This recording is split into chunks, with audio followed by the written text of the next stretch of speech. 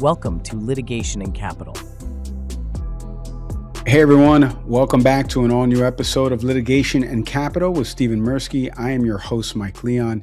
Stephen here is the founder of Mirsky Corporate Advisors, and in each episode, we've been breaking down high-stakes legal issues affecting companies like yours, those earning 10 to 100 million a year, so you can turn that complexity into leverage and protect what you've worked so hard to build. Today's episode, we're going to be talking about personal guarantees. Stephen's going to explain why provisions labeled as limited often operate in practice as open-ended liability for the signer. Stephen, it's good to see you as always. In these commercial financing agreements, what does a limited guarantee usually claim to restrict? What does the courts focus on when they're determining the actual scope? And also explain what the limited guarantee is. So a limited guarantee is a guarantee that's limited in scope, meaning you only have certain obligations if certain things arise. And you don't have the obligation for, let's say, the full amount of damages or whatever the issue is under the guarantee. A guarantee in general is a credit enhancement tool that's used to mitigate risk to a lender, right? So let's say I took out an SBA loan. The SBA is going to want me to personally guarantee it because they want to make sure they get paid back. Bottom line, that's what it is. A limited guarantee is oftentimes limited in name only. And what do I mean by that? It's usually a selling tool, in my opinion. It's a limited guarantee. Don't worry about it. It'll only come up in certain instances, but the drafting is such that it covers all the obligations and it makes it a complete guarantee. And so that's the tension between whenever you see a document that says a limited guarantee. Is it in fact limited? I don't know. So how do judges then evaluate whether the guarantee is kind of operating independently, or if it's functioning as a mechanism that effectively guarantees the full repayment? It's going to go into the weeds of the guarantee itself. Does the guarantee incorporate all of the prior terms of the underlying agreement? Does the guarantee contain certain waivers that would otherwise apply? And then I think there's also the application of it. One of the things that comes out frequently in a merchant cash advance case is whether or not it is a full guarantee. It's being used as a full guarantee because they'll sue the individual personally for a breach of a guarantee, but the language of the limited guarantee is usually to say that the debtor will make sure that receipts aren't diverted. There's nothing in there that says, oh, you have to pay back all of the receipts. There's other agreements that say if you breach any term of underlying MCA agreement, it's a default under the guarantee. So was a default of any term, you failed to make one payment, right? So now it's automatically triggered. So there's this interplay and this tension between the wording and the application that a court is going to look at. And when a guarantee, incorporates definitions or obligations that are separate from the main agreement, how does that incorporation kind of expand or reshape the guarantor's exposure? It depends. It's not an easy answer because it depends on what the language of all those reshapings are. But I'd say from a practical perspective, if you're a business owner looking out there at a personal guarantee, really take a look at what happens in the worst case scenario under the underlying agreement, and what does this guarantee say to me that my obligations are, and then evaluate that risk. Is that a risk that I can tolerate? If yes, all right, sign it. If no, then let's negotiate. How have you seen courts kind of construe the survivability clauses? And first of all, explain what that is. And how have you seen them kind of construe when they're determining whether the guarantor remains liable, even if the underlying agreement should have expired? Well, if the underlying agreement has expired, then typically there's nothing to guarantee, right? It's gone.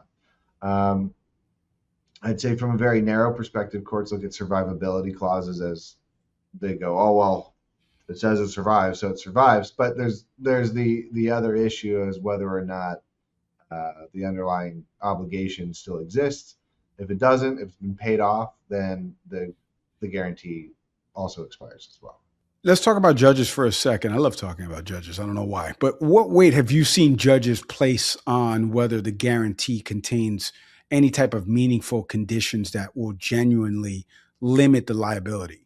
It's a good question. I mean, I would say that if the dispute were solely around a breach of a guarantee, I think judges would spend more time, in my experience, spend more time analyzing it. But breach of guarantee oftentimes comes up as a sideshow to the main event.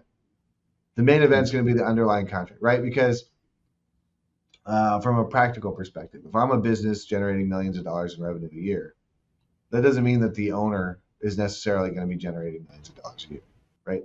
If the guarantor is Elon Musk, then I would probably want to go after Elon Musk before I go after these other entities. But most people aren't Elon Musk. So the main event's going to be in the breach of contract action or whatever action's taking place, and the guarantee is usually a sub issue within the litigation. So that's been my experience. There are some cases I've had where, actually, I had one case recently where the guarantee was a big issue, but we were able to throw that out based off of some technicalities. Mhm. Well, Elon Musk, for good or for bad, right? He want the good part with the trillions there. Stephen, let me ask you, because you touched on it about cases that you've kind of had recently. In those matters that you've litigated, how have you seen a lender's internal communications or their deal notes maybe indicate their expectations for enforcing the guarantee, regardless of how the operating agreement was labeled?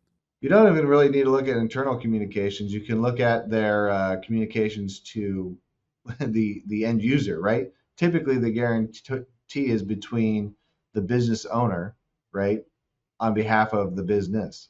And so they'll just send him or her an email with an astagram and scare them to make a payment. And, so I would say, if I'm looking at this legally, they, most of the creditors I'm dealing with tend to view the business as an alter ego of the owner.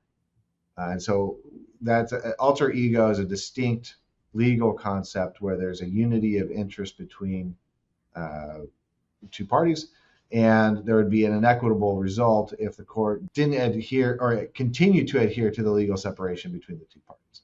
And I'd say that most of these guys just look at them as one and the same, and so I'm going to sue you and I'm going to sue the guarantor at the same time to maximize the amount of pain I can squeeze. And that's really how this is used. It's used as a cudgel and another leverage mechanism.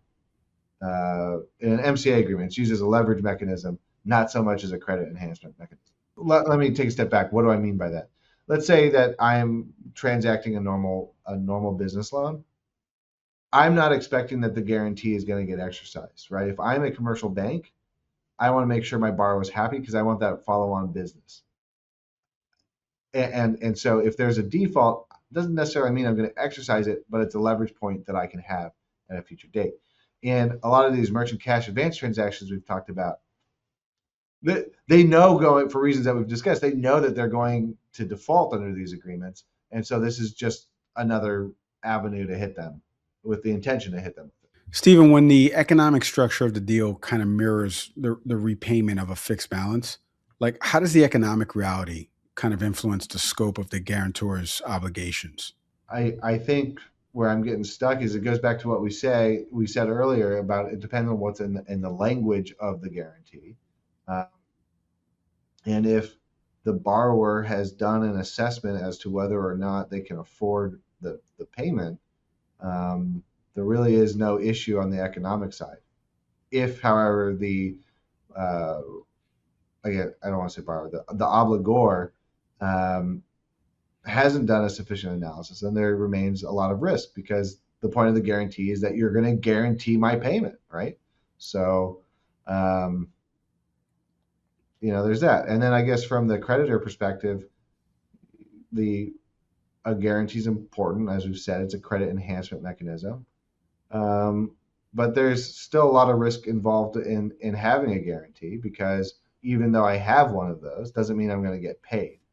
because the obligor could always file bankruptcy or do a whole bunch of other things to prevent me from ever getting paid.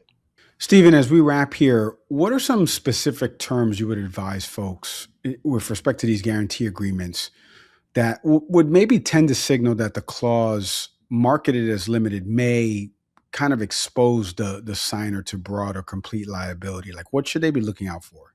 Guarantees are often drafted in like this 19th century framework where you're like, I don't even know what this means.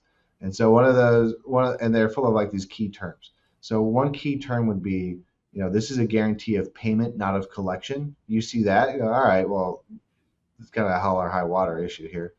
Another thing would be when they say a guarantee of performance, well, what performance are they looking at? Is it a performance of payment or some other obligation they're in? Like, I don't know, that I will call them every Tuesday. I look at waivers, right? Are they going to be able, if I'm the borrower or the obligor, I should say, I'm going to want the creditor to first deal with the primary obligor, the one that entered into the original transaction, right? There's got to be a breach there, then you can come to me. If they say, hey, I can come to you first without going to that other entity, take a closer look at that. And then if the guarantee is based on the full performance of the agreement, again, you have to take another closer look at that, because you're going to say, well, if this is limited, why do I have to guarantee the full performance?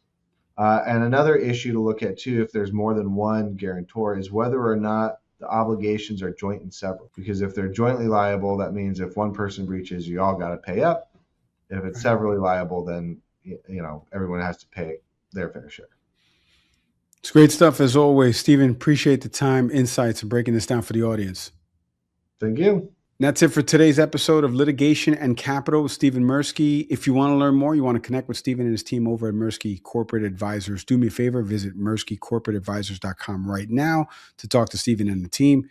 And always do me one more favor. Hit like if you haven't. Hit subscribe if you haven't. Leave a review, comment, share the episode with someone who needs to hear it. I'm Mike Leon. We'll see everybody next time. Thanks for watching. Be sure to hit that like and subscribe button and leave us a review in the comments.